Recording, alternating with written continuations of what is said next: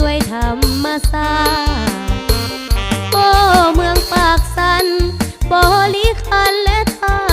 พระบาทปากกระดิ่งน้ำทนสวัสดิ์รักสาวศพจัดคำเกิดเวียงทองได้เห็นพระธาตุพระบาทพ้นสันน้ำเงิมน้ำมังน้ำสันน้ำเหยียบกระดันกระดิ่งไหลลงข้ามผู้แดนเมืองถึงน้ำเฮืองพระเมืองเป็นปอง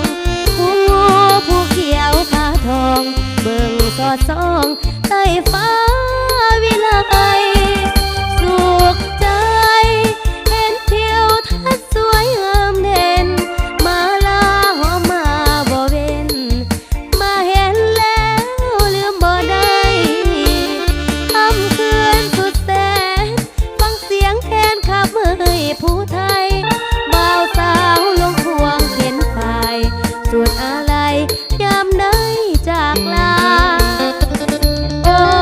โนบ่ลีคำใสดินแดนบ่ลืมเจ้าของเสียงแคนจะคอยแฟนแต่งน้องปีหน้าน้องอยู่เวียงจันทน์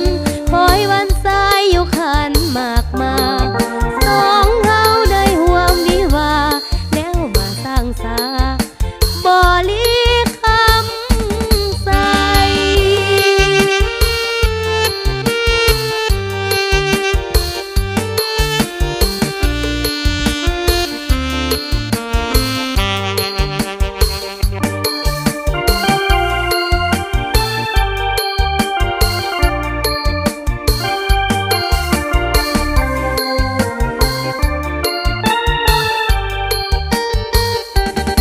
สุขใจ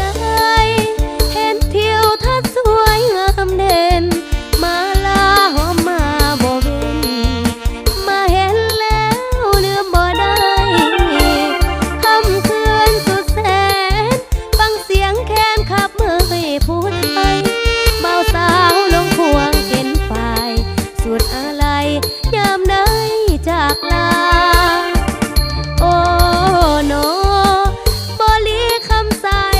ดินแดนบ่ลืมเจ้าของเสียงแคนจะคอยแฟนแต่งน้องปีหน้าน้องอยู่เวียงจันทน์คอยวันสายอยู่ขันมากมาสองเฮาได้ห่วมวิวาแล้วมาสร้างสา